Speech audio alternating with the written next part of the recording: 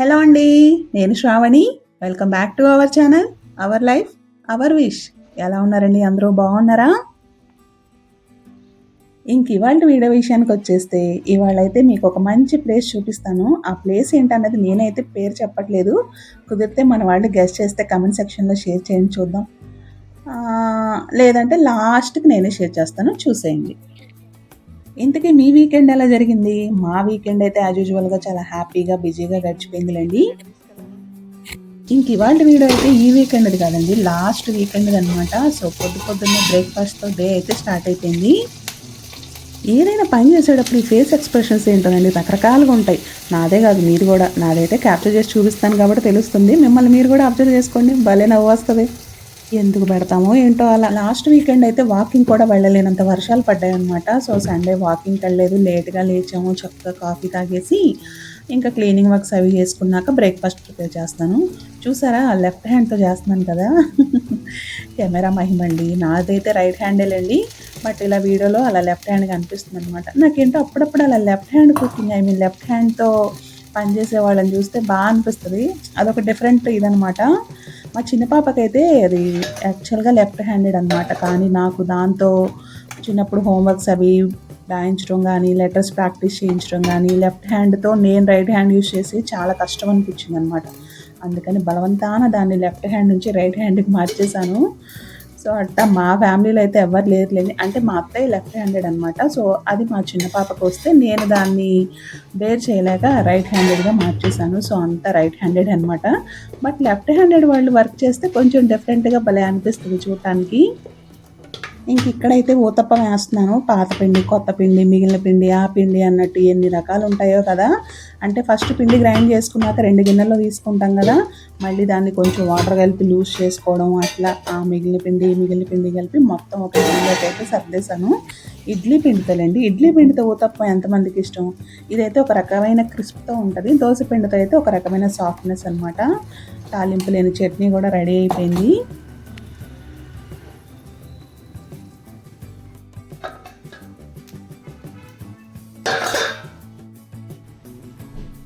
ఇక్కడైతే మీకు ఒక బుల్లి పుచ్చి దొంగల్ని చూపిస్తాను.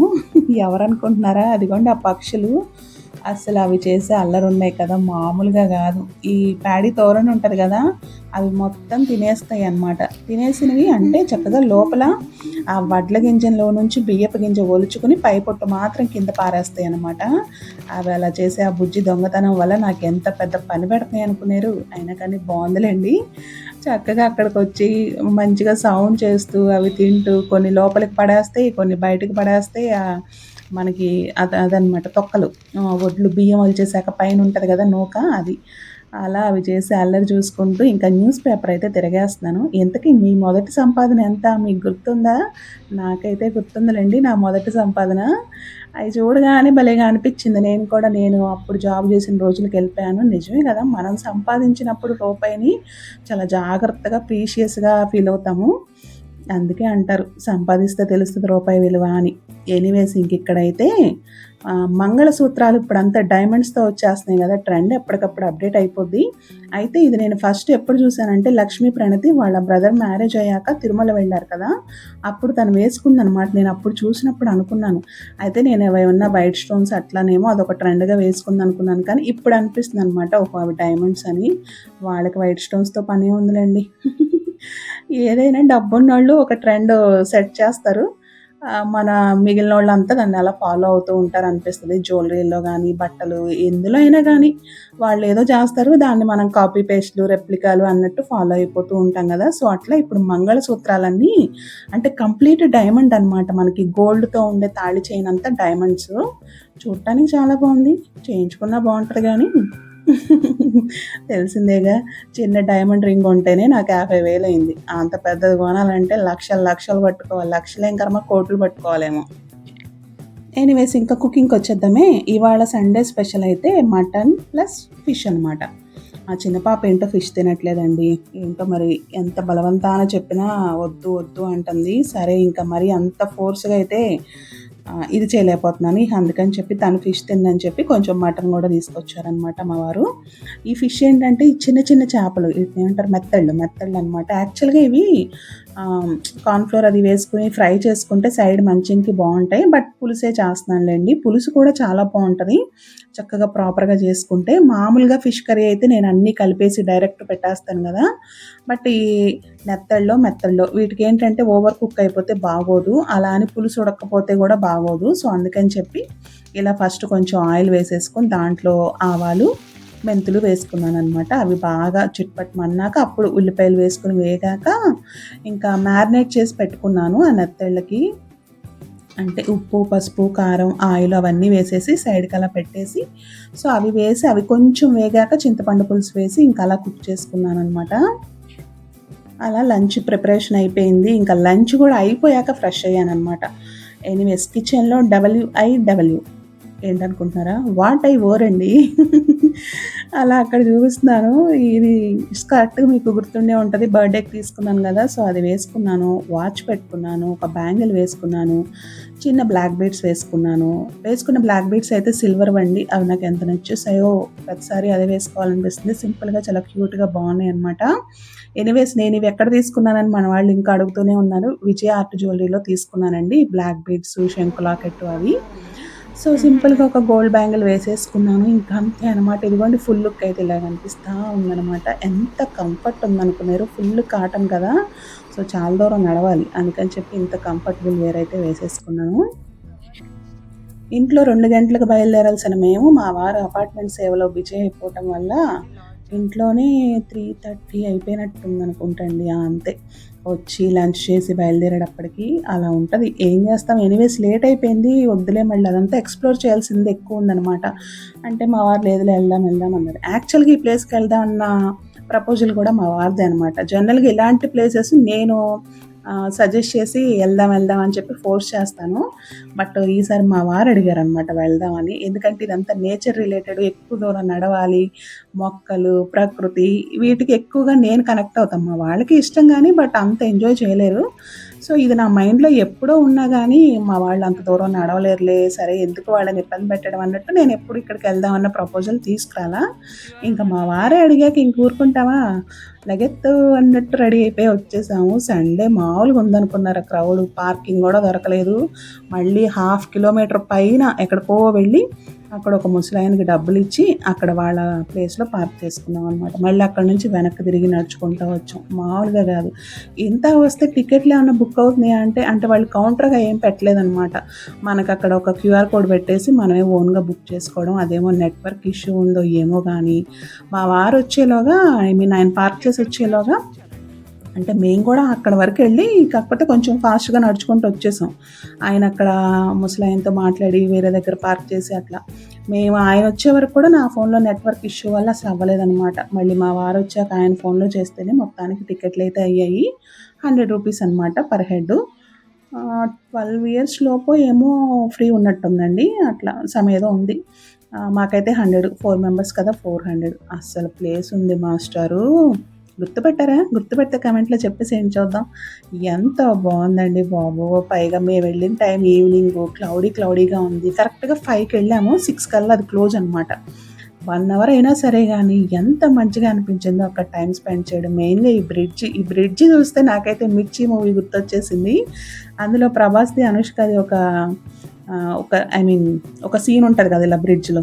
నాకైతే అదే అనిపించింది. రీల్స్ చేసుకునే వాళ్ళకి, ప్రీ వెడ్డింగ్ షూట్లు చేసుకునే వాళ్ళకి ఇది ఒక మంచి ప్లేస్ అని చెప్పి ఎంత బావుందోనండి. సిటీ వ్యూ చూసారా?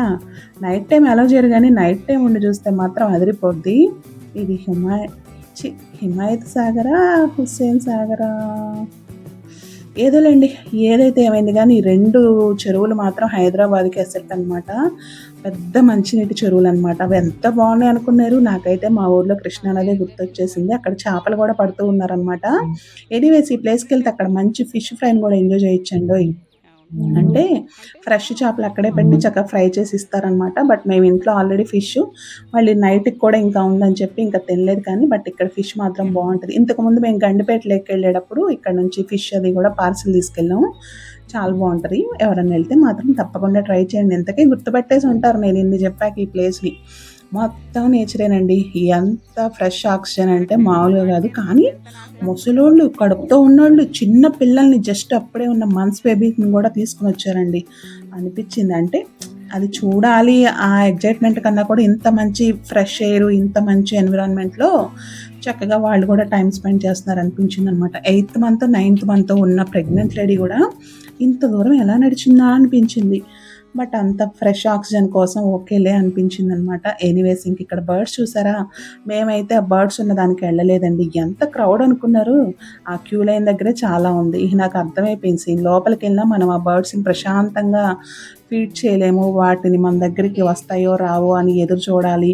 అలా ఎందుకు ఆబ్రామంట అని చెప్పి ఈసారి వెళ్ళినప్పుడు ప్రశాంతంగా అది ఎక్స్పీరియన్స్ చేద్దాం అని చెప్పి బర్డ్స్ ఉన్న జోన్కి అయితే వెళ్ళలేదు. ఎనీవేస్ ఇంక అక్కడ చూసారా, మన వాళ్ళు ప్లేస్ని ఎంత నీట్గా ఉన్న ప్లేస్ని ఎలా మార్చేస్తారా అనిపించింది. ఎంత బాగుంది, అంత చెత్త చెదారం, తిన్న ఫుడ్ ప్యాకెట్స్, వాటర్ బాటిల్స్ అవన్నీ అక్కడ అలా వదిలేశారండి. చాలా బాధ అనిపించేస్తుంది. ఎప్పటికి మారుతారో ఏంటో కానీ. ఎనీవేస్ లోటస్ పాండ్ కూడా ఉందండి. లోటస్ పాండ్లో లోటస్ ఎల్లో కలర్ ఉందండి, భలే అనిపించింది. ఇక్కడ మా వారు చూసారా, అయితే వర్షం పడుతుంది, నేను పిల్లలు ఏమయ్యే తడుద్దాం అనుకుని మేము మాకు నచ్చినట్టు తడుస్తుంటే మా వారు మాత్రం మీ పిచ్చి మీ ఆనందం అనుకుని మా పాటికి మమ్మల్ని వదిలేసి వెళ్ళి దాని కింద దూరారండి. వర్షం వస్తుంటే ఇంకెక్కడ హైడింగ్ ప్లేసులు లేవన్నమాట. నేను పిల్లలు ఒకటే నవ్వు, మామూలుగా కాదు. డాడీ ఎక్కడే అనుకుంటే అందులో నుంచి కింద నుంచి వస్తున్నారనమాట. అలా ఉంటుంది మా వారి. ఎనీవేస్ అస్సలు చూసారా, క్లౌడీ అస్సలు క్లౌడ్స్ అలా వచ్చి పడిపోతాయి అన్నట్టుంది. మస్ట్ విజిట్ ప్లేస్ అనే చెప్తాను నేనైతే. అంటే నడవగలిగిన ఓపిక ఉండి నేచర్తో కనెక్ట్ అయ్యే వాళ్ళకి మాత్రం అస్సలు మామూలుగా నచ్చదు, అంత బాగుందండి. అయితే వుడెన్ బ్రిడ్జ్ మేము ఏం చేసామంటే ఇలా డైరెక్ట్ ఎక్కకుండా ఇటు పక్కన వేరే ఒక కొండ ఎక్కినట్టు ఉంటుంది అనమాట, అటు వెళ్ళాం. సరే చూద్దాం, రేపు తిరుపతి కొండ ఒకవేళ నడిచెక్కాల్సి వస్తే ఇది ఒక మంచి ఎక్స్పీరియన్స్గా ఉంటుందని చెప్పి అటు వెళ్ళాము.